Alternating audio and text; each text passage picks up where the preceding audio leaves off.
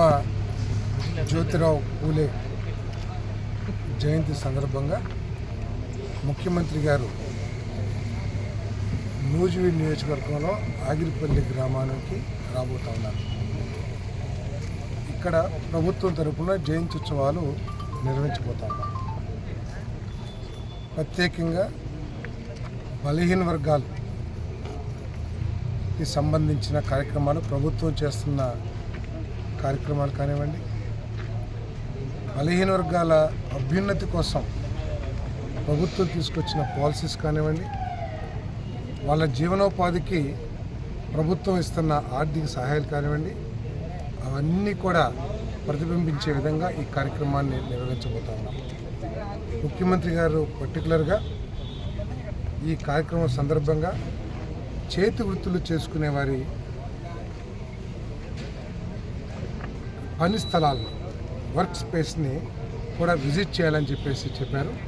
అందుకని ఒక బార్బర్ షాప్కి, అదేవిధంగా క్యాటిల్, షీప్ షెడ్కి ఆయన ప్రత్యేకంగా వెళ్ళి ఆ యజమానులతో, ఆ వృత్తి చేసుకునే వాళ్ళందరితో కూడా సంప్రదించాలని, వారితో మాట్లాడాలని, వారి సమస్యలు, కష్ట సుఖాలు తెలుసుకోవాలని చెప్పేసి ముఖ్యమంత్రి గారు ప్రత్యేకంగా ఆదేశించడం జరిగింది.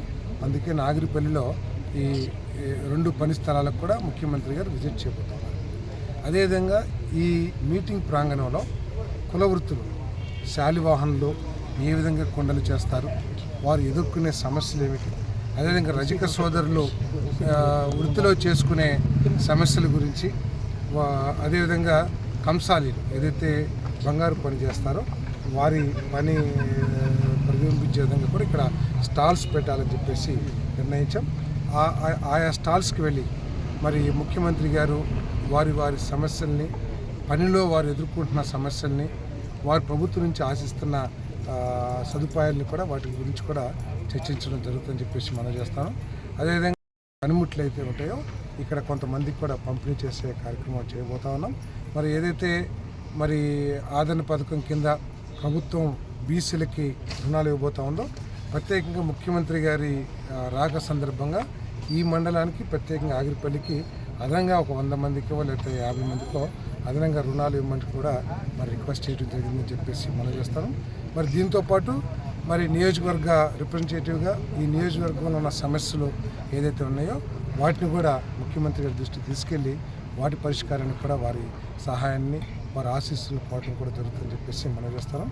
ఈ కార్యక్రమానికి అందరూ కూడా స్వచ్ఛందంగా ఈ కార్యక్రమానికి హాజరై ఈ కార్యక్రమాన్ని విజయవంతం చేయాలని చెప్పేసి నేను వారందరూ కూడా కోరుకుంటున్నాను.